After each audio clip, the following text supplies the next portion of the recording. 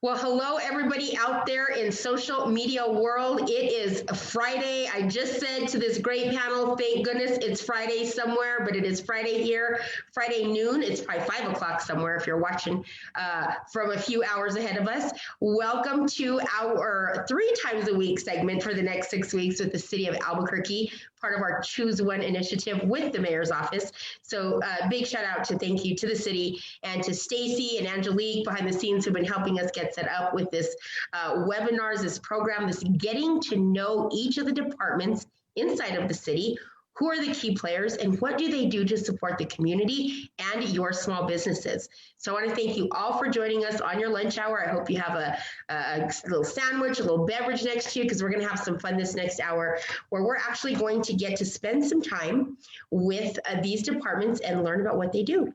So to get us started, I'd definitely like to just go around the panel in the order in which you are next to me today. And we're going to just say who you are and who you're with and what you do. And for all of those of you out there, my name is Shannon and I'm with the Albuquerque Hispano Chamber, and we're super excited to partner with the city. Brian, you're next. All right, well, thank you very much. And actually, just a side note, I'm thinking I want to get a hold of these videos because I want my employees to learn about all the departments as well. It's a big, complex city, and we do a lot of things. My name is Brian Osterlow. I am the director of the Department of Technology and Innovation at the city of Albuquerque. So awesome. I get to work with just about everybody in the city. That's a great privilege.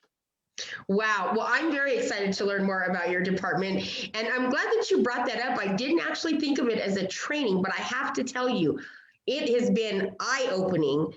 We've probably hit up maybe 9 to 12, or no, this is the second week. So what is that? 15 departments or so by now. And it's amazing what everybody's doing. And I mean, I think it's fantastic for the public and for the small businesses, but what a great way to get to know each other, an hour training. And it's been great. I promise you, nobody's been boring. There's been some that have been really great, but they've been all really exciting. Great thought, Brian. I'm going to use that. Karen, you're next. Good afternoon. Thank you for inviting us. My name is Karen Myers. I am the head of the Consumer Financial Protection Initiative, which is a new initiative since 2019 at the city. Well, welcome. We're excited to learn more about what you do there, because that is something I'm not familiar with, that department. So I'm definitely going to learn something new today. And then Carrie, you're up. Hi, my name is Carrie Prothrow, and I'm the division manager for the city of Albuquerque's 311 Community Contact Center. And I'm really happy to be here. And much like you had spoke about earlier, how fascinating it is to learn about all the departments. When I joined the city, as being a native of Albuquerque, I thought I know everything. I knew nothing. So I'm excited to learn, and I've enjoyed the videos that you've had so far too. So I'm happy to be here. Well, thank you, Carrie. Then you probably know. So you probably saw the look on my face when you said what department you're with, because I guess somehow I missed that. I don't know how I missed that, because I usually read everything before. And I've been saying, why don't we have 311 on here? Because every single time we're talking to the departments, they're like, you simply do this, call 311, ask for this, call 311, do that, tell them this at 311. And I'm like, wait a minute, where's the 311 people? Because they know, they literally have the 411, the 311 has the 411, they know all the information that's going on in the city. And so I'm very excited that you're with us, Carrie. This is going to be a fun time. So, Brian, I think the best thing to do is just kind of start. We'll start in the same order that we started. The Department of Technology, I think that a lot of people are probably going, what is that? What does it do? So will you share with us a little bit about your mission, the purpose of your department? Tell us a little bit about the department itself. Sure. I won't go through the mission that's in the budget document. It's kind of boring. It's, blah. So what we do is support people and services, both in city government and in our communities. We do that by utilizing a series of different tools, of different expertises. We run the gamut from, we are the primary group to manage the people who are updating the website, for example, all the way through to We have the people who support the radio system for police and fire. We have the teams that support the phone system, the networking in the city of Albuquerque. When you go through the bioparks gates and you pay your fee, that's my department helps to provide those tools in support of the service of gate admissions at the biopark. We work with solid waste management. We work with the planning department. We get the privilege, and I mean that. It is a privilege to work with every department in the city. That means I get a little piece of supporting every service that the city provides, and that's a very gratifying position to be in. Some nuts and bolts. We have about 140 employees in our department. About 50 of those, and Carrie can correct me on that, I think about 50 of those are 311 employees.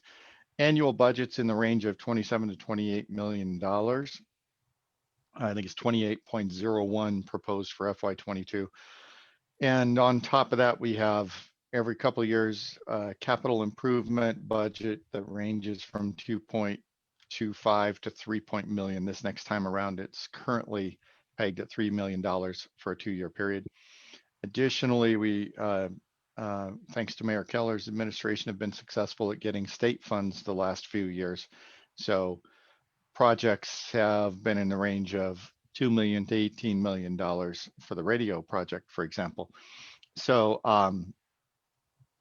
pretty substantial budget, but in the grand scheme of a $1 billion enterprise that the city is, not an overwhelming portion of that, but that's okay. So it's what you do with it, Brian, that matters. it is. I appreciate that, and we do a lot of projects that try to improve city processes, but we also carry out a lot of projects where we try to improve city interactions with the communities. I really like to think of engage versus transact. Most of us don't want to engage with our city government. Let's face it, we do not. If we have to pay a parking ticket, the worst thing we can do is make that into an engagement. I do not want to go downtown to pay a parking ticket, right? That's an engagement. Make it available online, make it a transaction. So we try to find those ways to reduce what you have to do with the city to make it more valuable when you want to do something with the city. So it's really how do we try to identify strategic value? How do we create a situation where we are making life better, or at least enabling our community to make life better? That's what we truly try to do. We're into a lot of new things. I am a very big proponent of customer service.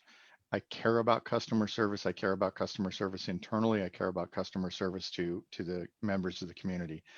We are into smart communities going forward. The industry buzz phrase is smart cities. I don't like smart cities. That's big and almost untouchable, feels untouchable. I like smart communities because we are all members of communities. When we put in technology, when we utilize technology, we don't do it because it's technology. We do it because technology can help to make a situation better. That's what we care about. I tell my department team members, every employee who comes through hears from me. We do not support servers or cables or software. We support people and services. We support you. Wow. I'm going to remember that, because it's right now in this world of technology, and I've got a million questions, of course, but right now in the world of technology and everything we've been through over the past year, knowing that the city actually has a department dedicated to making sure that that infrastructure is in place for, well, emergencies, and not just 311, but COVID emergencies and the things that really have taken over our world and our community over the past year is really exciting. And wow, again, this list of all the different departments and places that you work, who would think of, you know, that the gated stuff you were talking about with the bioparks and radio connections and communication connections. And so I can't wait to break that down a little more, Brian. Thank you so much. But I definitely want to jump over to Karen, and I want the same kind of question. What is the mission? What is the focus and the purpose of your department? Well, the Consumer Financial Protection Initiative has been started with a grant, a 2-year grant, and is now transitioning to full-time city support. So it started small. There's really only one of me. We now have 1.5 people. So we're probably one of the smallest units at the city. But our mission is pretty big, because we are all consumers, including small business. We all interact in the consumer transaction marketplace, whether it's through purchasing products, having a credit card, taking out a loan, going into debt sometimes, having a debt collection matter, buying solar panels and responding to solar marketing, paying our taxes and having to fill out tax returns, things like that. And so our focus is on helping people protect themselves from unfair and deceptive business practices and know your rights, type of outreach and education, so that businesses as well as consumer individuals and families can make informed choices. We are expanding city services to help consumers who have been harmed by unfair or deceptive practices, both by providing them information, but by also looking at regulations in terms of what the city might pass to strengthen protections for people who are interacting in the marketplace. That includes a number of topics. So for example, we've done a lot of work around scams protection. We have done presentations. We've worked with other city services so that, for example, senior aides who are going into a home know and have the tools to identify when somebody may be a potential victim, a senior person, maybe a potential victim of perhaps a debt collection scam or another kind of scam. We are also going to be doing a presentation, which you might be interested in, with our small business office, specifically on scams related to small businesses and how people get pulled into those kind of situations. In addition to that, we've done a lot of work since COVID started around eviction prevention.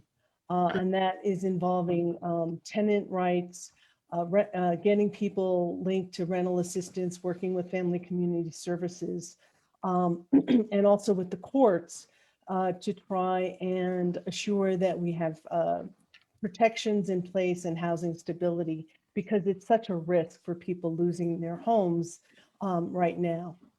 In addition, we have a financial navigators program, which has been started, that if you call 311, they will refer, and you're looking for how do I get food assistance? How do I get Medicaid?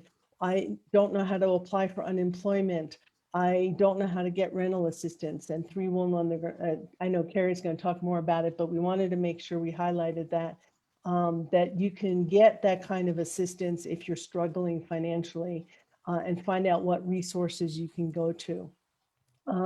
Additionally, we passed a taxpayer and consumer rights ordinance recently, which requires disclosures when you're filling out your taxes, not when you're filling out your taxes, but when you're engaging a tax preparer.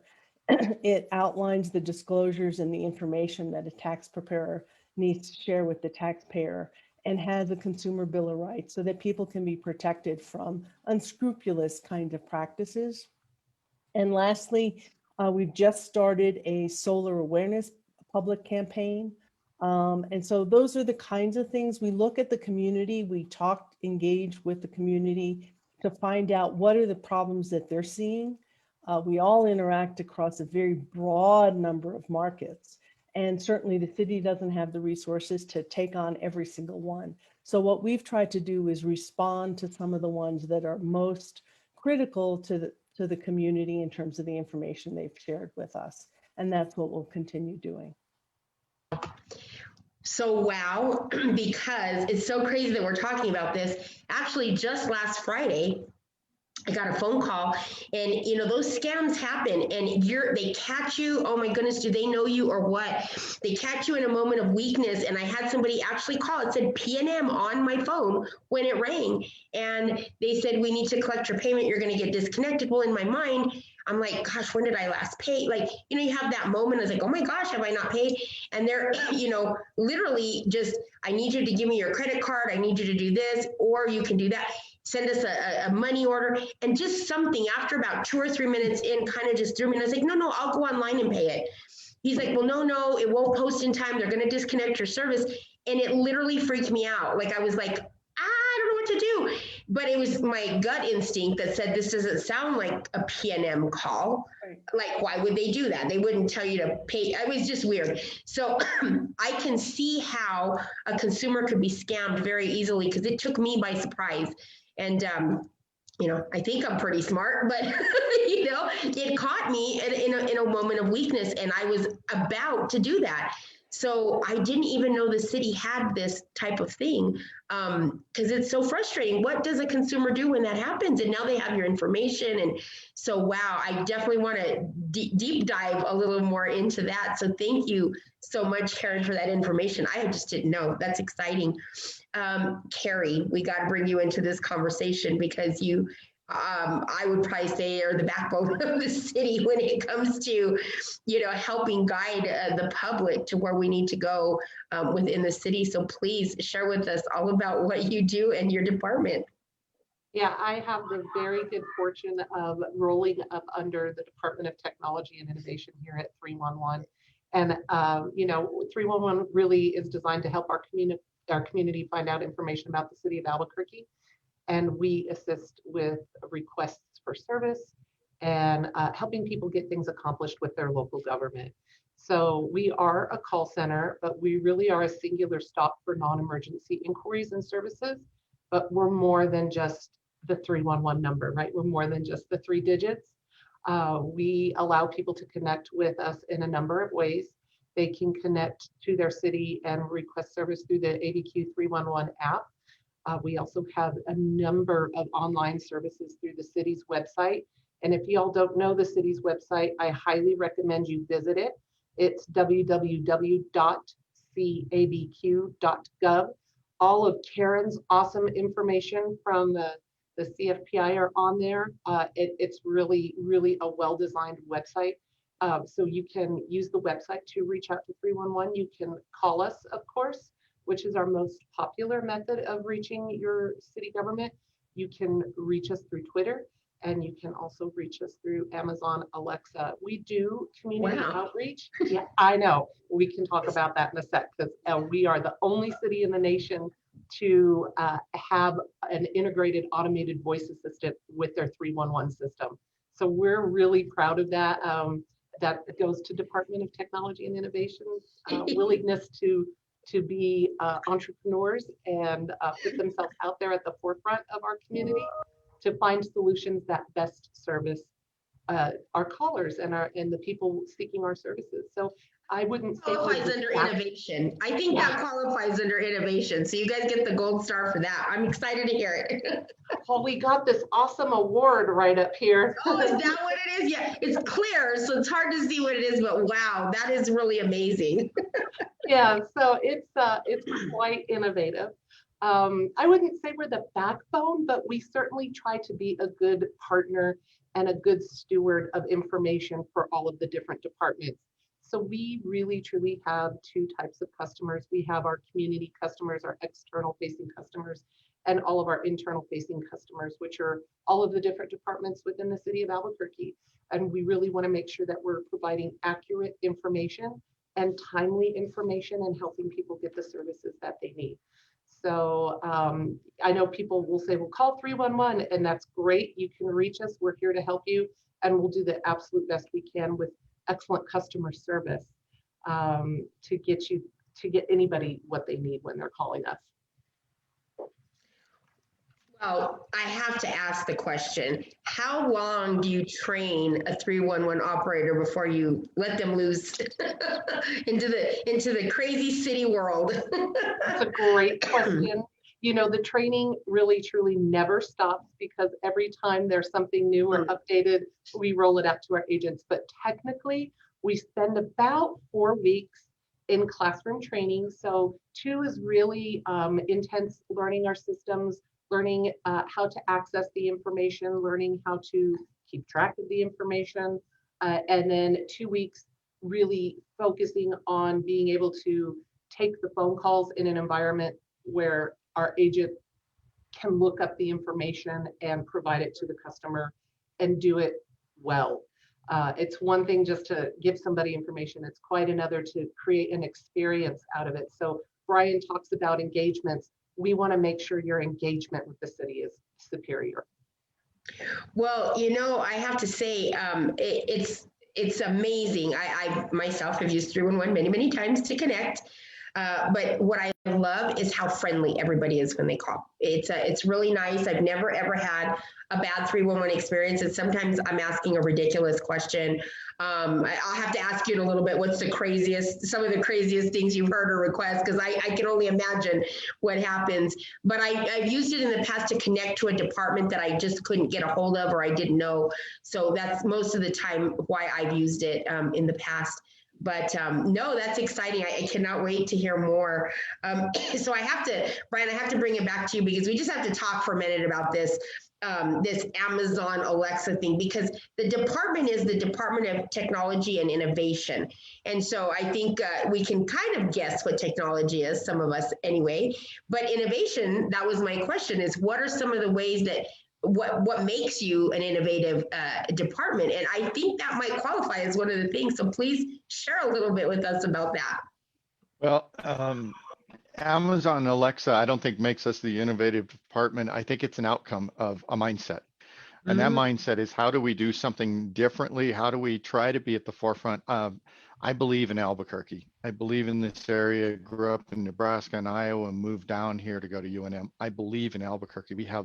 I like to say we are the MacGyver of states. We are the MacGyver of cities. We can take bubble gum and a piece of wire and all of a sudden we've got a 12-story building. It's just amazing what we as New Mexicans can pull together with limited resources. And that's what makes innovation. Innovation is, to me, it's simply trying something different. Doesn't have to be brand new, but something different. How do we use something different to get a better outcome at a lower resource usage? So, I grew up in farm country. Baling wire and duct tape those are 2 great tools, and we sometimes have to use those. But with Amazon Alexa, it was a situation where we saw a number of other cities at the time were thinking about it, and then they would, okay, we'll tell you 2 events that are occurring at the city. Well, you can call 311 very easily, get a very friendly experience, and find out 2 events that are occurring at the city. But how do I do this differently? We wanted to be the one where you could actually request a service of the city using Amazon Alexa. We went down the path because we wanted to be in the forefront. We believe Albuquerque can and should be in the forefront, but we also wanted to learn more about ourselves and our customers. So we found out there are 100 different ways to ask, when does the zoo open? I know that specifically because the first time my team member said, hey, Brian, come and ask, I asked it differently than what they had programmed. So they had this great thing, but it didn't work out quite right. That's okay. We didn't stop. Innovation is just continuing to work. So we're very much trying to meet people where they are. We want technology that serves our community, technology that serves our customers. We're willing to take a chance. We are willing to fail. We're not going to fail stupidly. We're not going to go out there and put $1 million into something thinking we got a chance of making $15,000. That's not what we're about. But we'll go out, we'll try Amazon Alexa, and see what we learn from it. We're now moving on. We're working on more chatbots, digital assistants. Social media is a big deal. A lot of people don't know. Albuquerque is and has been a technology innovator. The clean room was the clean room that's used in factories for semiconductor chips around the world. That was invented here in Albuquerque at Sandia Labs. The city of Albuquerque had one of the first 10,000 websites in the world. People, that sounds like 10,000. There are billions of websites in the world. We've been on the web since 1994, which is when you think of, well, you all may be too young, but I was alive before that. And when you think of websites being around, how long have they been around? Not that long. Not that long before 1994. So we're carrying on a legacy. We do it with a combination of listening just to drive-by comments. Somebody says, "What if we did that?" Or, "Yeah, I was trying to make a service request, but well, 311 wasn't open." Well, when did you try it? 2 a.m. Okay, we got something for you. Maybe 2 a.m. How do we do that? Yeah, and so Amazon Alexa is open at 2 a.m. The city website is open at 2 a.m. How do we try and find some ways to meet people again where they are? So, yeah, that's where some of it comes from. We don't generally just shoot down somebody's idea.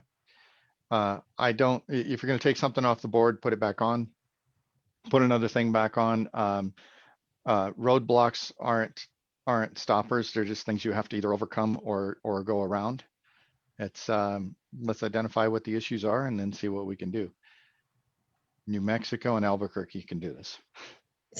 I believe you 100%. We are definitely New Mexicans. I know that for sure. We can do. Yes. But I love that necessity is the mother of all invention. And I like the story of the 2 a.m. because, yeah, I mean, people need the city 24/7. I mean, maybe not being aware that there's office hours. There's office hours for 311 operators. But what a great tool to put into place. And I just, again, that's definitely the coolest thing I've learned today. So I think that is super, super exciting. Karen, that takes me back to a little bit of, we talk about necessity as the mother of all invention. It sounds like there was probably some need for your department. So it sounds like it was also brought on during this administration, it sounds like. So yes. I'd love to talk to you a little bit about, some of the particular, maybe bad practices or scams that maybe the public should be aware of. What are the calls that you get? What are some of the initiatives you're working on right now? Well, let me talk just about why, the first question you asked, which is, typically we, people who think about consumer protection, think about it at the federal level or the state level, because that's where most of the laws are. But the city is the closest, governmental agency that is in a community and can work with the community on a much more on the ground kind of basis. And so the belief was and is that there's a role that a city like Albuquerque can play, particularly because we have very strong community groups, community activity, different organizations, nonprofits, business organizations like the Chamber, that are on the ground and know what's going on. And so the goal was to be able to create a linkage so that we could determine what kind of help the city as an entity can provide to people who are experiencing these problems. So as I said, we've done over the last couple of years a couple of initiatives that are primary, and we're looking forward for new ones. But right now, one of the big ones was we heard from community people around problems with tax preparers. Not all tax preparers, obviously, are problematic. Many of them and most of them are, practice ethically and responsibly and or take their obligations as a professional very seriously. But there are some. And so our goal is to increase the type of information that's provided to people who go to get their tax returns prepared, so that tax payers understand what their rights are and are protected. So the disclosures relate to having the right to know what the estimate of the fees you're going to pay before you engage the services. Making sure, we were told that people sometimes would have their taxes prepared and then have to pay extra to get a copy of the return. Those kind of things aren't right. They're not fair. And so we say in this ordinance that if, once you've prepared someone's taxes and obviously they pay you the fee for that preparation, they get a copy of their tax return. They shouldn't have to pay extra. One of the issues has to do with the use of refund anticipation loans, which is for taxpayers steering them into these loans that give them an advance against their tax refund at a very, very high interest rate. The interest rates in New Mexico are allowed up to 175% APR at this point, which is unconscionable in my opinion, my personal opinion. So steering somebody who's getting their taxes prepared into a loan at that type of rate really should be something that a tax preparer cannot do without the person understanding what they're getting into. So it's increasing the disclosures that are required in strengthening the protections for taxpayers. Another initiative is solar. We know that we've been told, and we've researched this, there's a lot of people moving into solar and at their homes, and the city supports those initiatives. That's a really positive part of safe energy and renewable energy that the city is very involved with. But what we've heard and found out is that sometimes door-to-door marketers can be less than scrupulous. They can use iPads and they say, sign here, sign here. I'll send you a copy of the contract later. So you don't get a copy of the contract to really look at.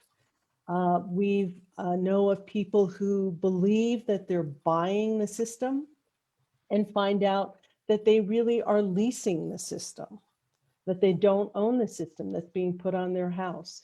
They believe the buyer, the homeowner is led to believe that they are going to be entitled to the tax rebates and the incentives that the feds and the state have been using to encourage solar. And in a lease, or what's called a power purchase agreement, a PPA, the homeowner doesn't get the tax benefit or the incentive. But people don't understand that. So what we've been doing, what we have is is an information flyer that compares all of these options so that people can make informed choices. And we're looking at other issues as time goes on. We engage with the community to find out what else is going on. We send out alerts on a periodic basis. For example, when the stimulus checks come out, there's a big opportunity for scams and fraud. And so what we'll do is we have a list of community groups and we send out alerts about, please share this with your community, with your constituents. Do you know about this? Be careful about this. So each of those track that those type of issues as they come out and become a problem in the community. So Karen, okay, first of all, I'm fascinated because if you don't live in the world of deception on a daily basis, your mind doesn't go there. I wouldn't think of charging somebody for a copy of a tax return, or like just those little tiny things that you take for granted that if you have a great CPA, that that's not happening. And so I can understand how people can be duped. It's just amazing. How can I and how can the public get on that alert list? What do we do? Can we do something here at the chamber? Can we share those out? Because I don't think that people know of the scams. I mean, I made the comment about my PNM call to like 10 people who are like, oh, that's happened to me. I'm like, nobody's ever told me that they actually call from a PNM number. That's like, I would have looked at that and right away had that. So how can we do our part in helping to get the information out? Well, we can certainly add the Hispano Chamber to our alert list. Okay. If you tell me, if after this, send me the email and we'll make sure, and then you could send it on. But you bring up a really important point that I think that a lot of people just, there's no reason they would know this. And that's one thing, is that people shouldn't feel bad if they fall for one of these things, because it happens to a lot of people. They are very sophisticated, the scammers, at figuring out how to scare us, how to get us to trust them, how to get us to think that there's an urgency to something we have to respond to. And one of the things that we talk about technology that is causing one of these huge problems is that caller ID can't be trusted. The technology is so sophisticated now that you can, in essence, interface with the number and the name that gets put on your phone. And when you get that phone call and it says PNM or Social Security or IRS or the city of Albuquerque, I've gotten some of those, and you believe that that's true, that your caller ID is telling you a fact, and you can't trust it. And the first thing is to know that you can't rely on your caller ID.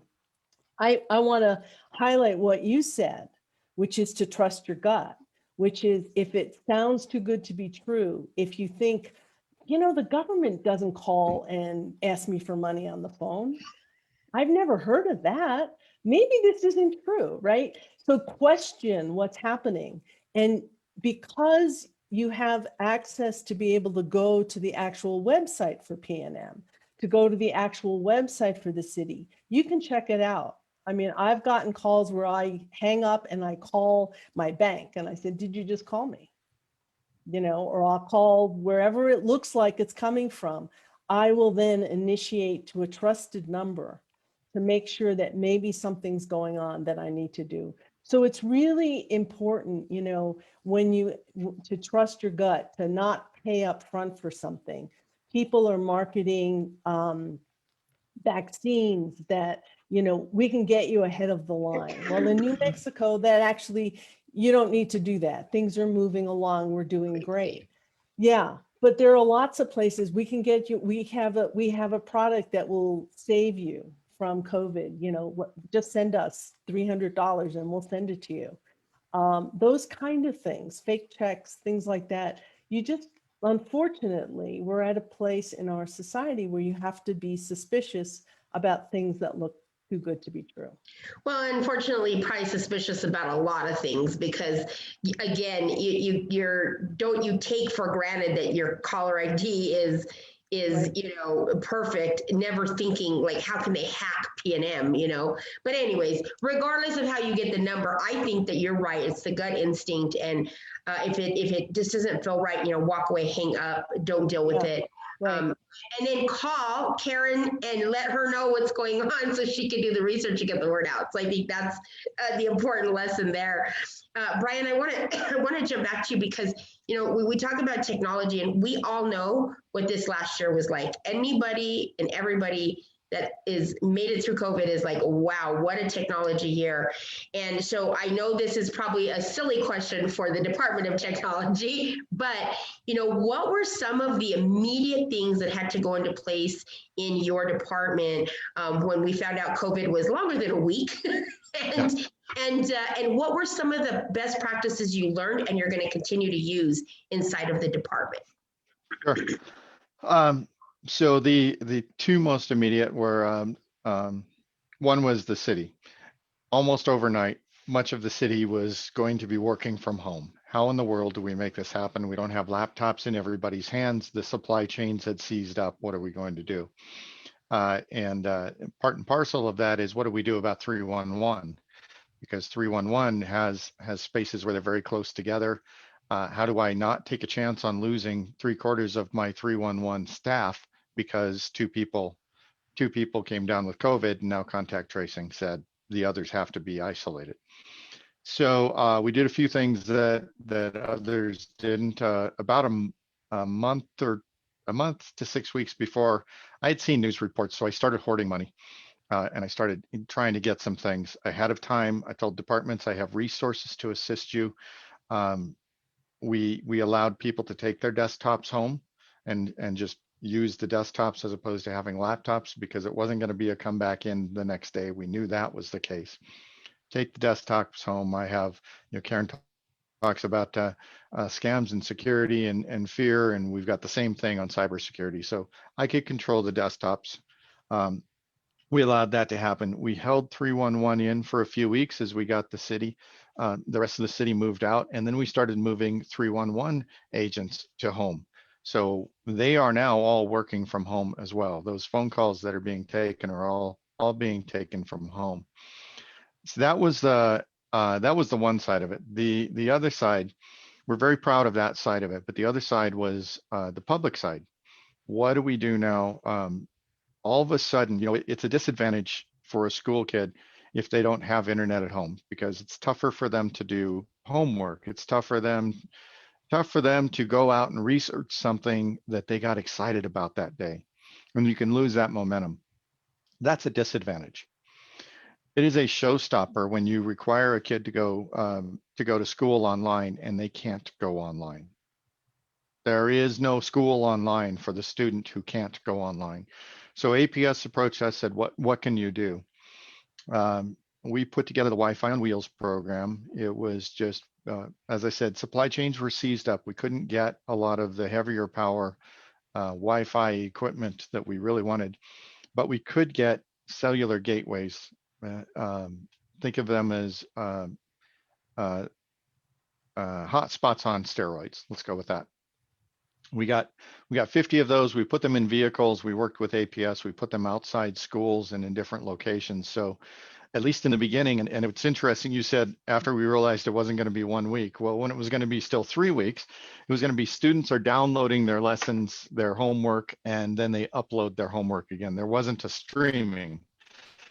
That became very quickly, after a couple, 3 weeks, became obvious that wasn't going to be the case. So then we started to roll out Wi-Fi in, Wi-Fi in neighborhoods. We have free public Wi-Fi at a number of city facilities throughout the city, community centers, libraries, 1 or 2 parks. We have even worked with the Albuquerque Housing Authority to put Wi-Fi at several of their facilities, so that we're trying to hit those areas, especially where we know there is a lack of internet access. It is not strictly for students, just to be clear on that. It is for anybody. It's free public Wi-Fi. If you go to cabq.gov/Wi-Fi, you can see the locations. We worked with UNM and CNM at the time. They opened up their number of their parking lots that had Wi-Fi access and said people could come to those locations as well. We peaked at probably a terabyte. If you think about what your data is for a month, a lot of us maybe go through 6 gigabytes of data on our phone. We peaked at about a terabyte of data in a single week. We've dropped back now. We're about a half a terabyte, but that's a lot of use. We're getting thousands. I think it's a couple thousand users every week on our Wi-Fi systems.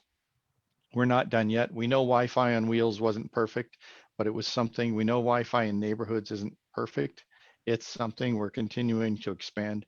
Our next goal is to have free public Wi-Fi within a 10-minute walk of all census tracts where the population is 40% more of the population is below poverty level. So we'll move on from there. We'll keep going. We are committed to doing our best for the community to be able to engage via the government, via city government. If they, you don't have to engage with us. You can engage via our resources. So very proud of those 2 things, not just helping the city government, but helping our community to be able to continue to function and be able to continue to connect even in the middle of a pandemic. So nothing like a pandemic to put the innovation to work. So just to touch base on the Wi-Fi on Wheels, what an incredible idea, and what a great example of a collaboration. APS had an immediate need. The city had, fortunately, a solution, I guess you could say. I'm sure that took a little bit of work to pull together, but I didn't even know about that. And I'd heard about it, but I guess I didn't know where it came from and how it was working. Now, you said that there's a place that we can go to find those locations. Can you tell me what that is? And we're going to put it into the Facebook Live feed because I think that's important information. Sure, that is www.cabq.gov/Wi-Fi, WIFI. Okay. And that gives the locations. It gives the hours that that the Wi-Fi service is available at those locations. Usually it's 7 a.m. to 9 p.m. So significant amount of information available there. Wonderful. Wow. Again, it just one of those like overwhelming. It's like, it's incredible. We have no idea.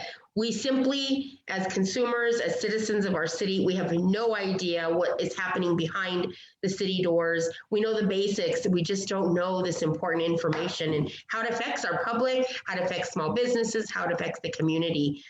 So it's just fantastic. You know, Carrie, I have the same question. I mean, I know that Brian definitely touched on some of it, but let's talk a little bit about that transition from 311 during COVID, because your employees are now in a home space. Yeah, we're real proud of that. We had to act so quickly, and we never lost touch with the community. We never lost our services. We had no interruption. So we took our whole staff. There are a few of us in office. I'm still in office, but we were able to move and mobilize our whole workforce to now working from home with the help of Brian and his team and our telephony folks, and still provide that service. So it was something we rolled out quickly, and we had some bumps and bruises along the way, just like anybody else figuring things out, but we were able to do it. And it's been very interesting to, our call volume has changed somewhat, and just to be able to be adaptable to what questions people are having when they contact us. So we went from answering questions about when can I go to the zoo? What are the zoo hours? When are they doing special feedings? To how do I get PPE? How do I get my senior parent a meal? What are those resources? So it required us to be very flexible and very willing to extend ourselves to the different departments to be good partners in figuring out that information.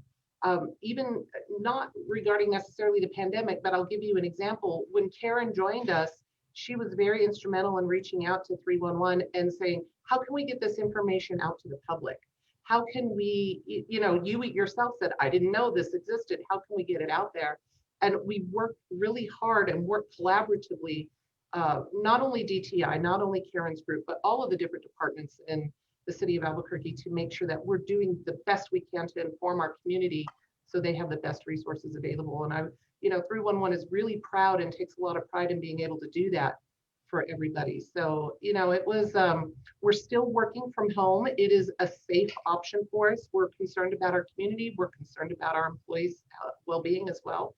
So they seem to like it, and it works, right? So we will continue to operate with no interruption of service to our community as long as we are able to fulfill that need. So that's one of those best practices that will now stand for a while.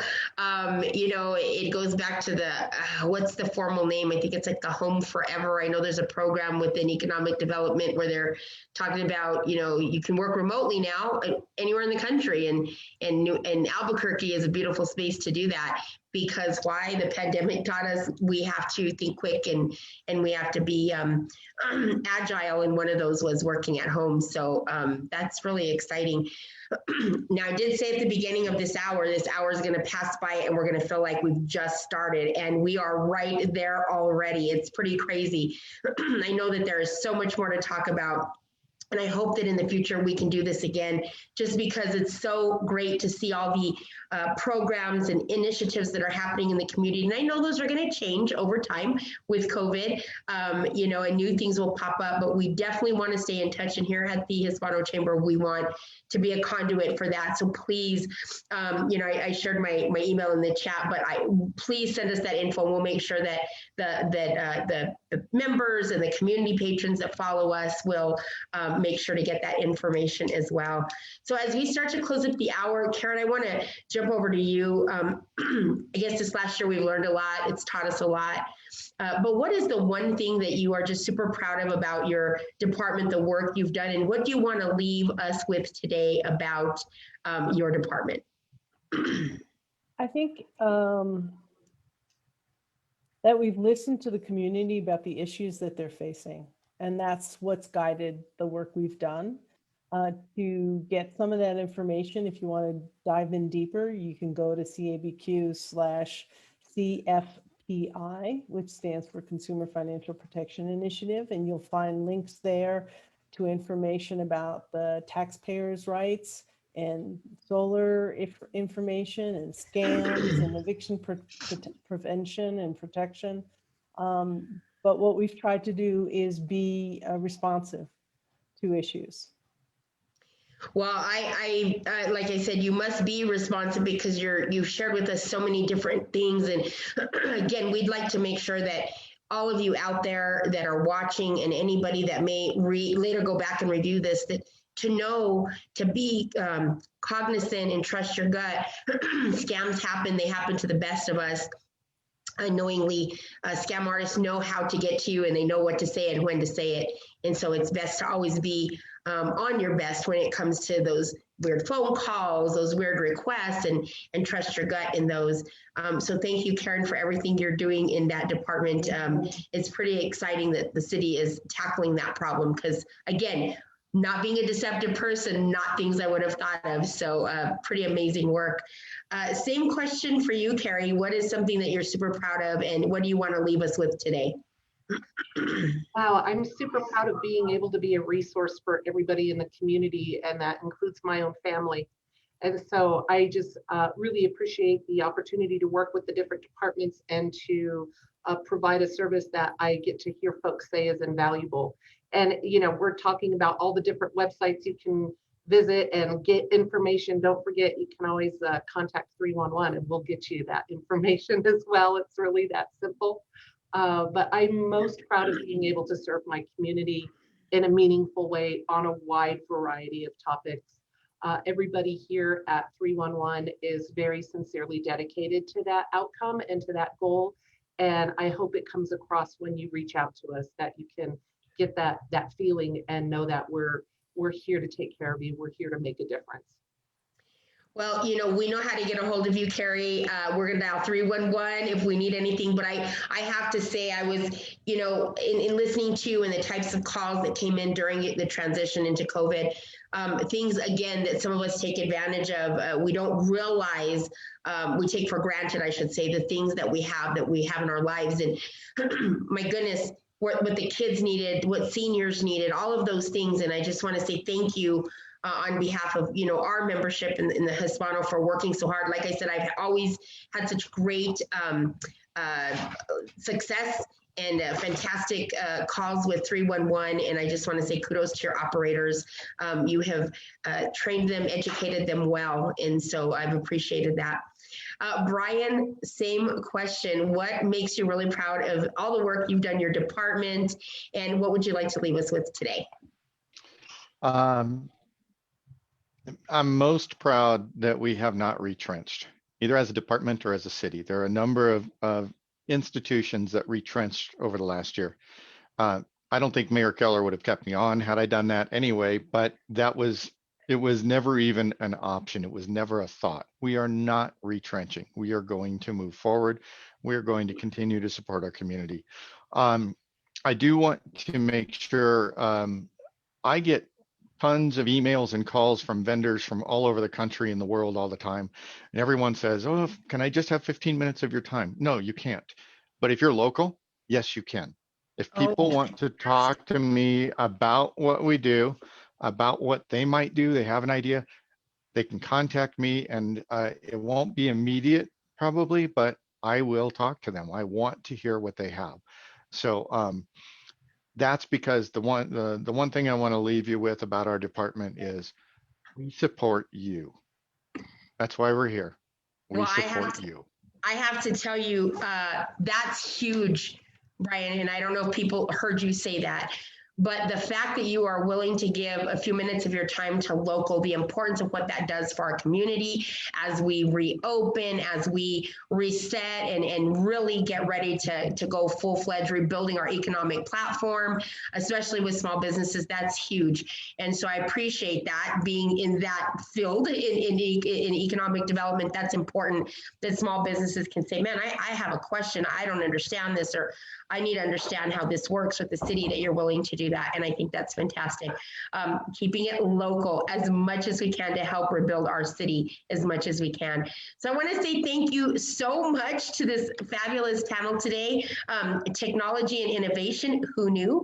311, we always knew. And then of course, a really new department within the city. I'm gonna make sure I wrote this down right. Consumer Financial Protection Division, correct? Initiative. Initiative, that's why I have CIP. I was like, why do I have that? There you go. Again, everybody, thank you so much for joining us today. If you have any questions, reach out to cabq.gov. They have every department. They have all the initiatives, all of the programs listed. It's a simple search. You can find anybody. And actually, most of the department contact information is inside of those as well. You can click the links, go to the emails, call those numbers directly. And of course, we can always call 311 and they will connect you and direct you where you need to go. Everybody have a wonderful Friday, a happy, safe weekend. Thank you so much for joining us, and we'll see you on Monday with a couple of new departments with the city. We're always looking forward to this. Remember, visit, choose one with the city and find out all the initiatives they have going on. Everybody have a great weekend. We'll see you later. Thank you.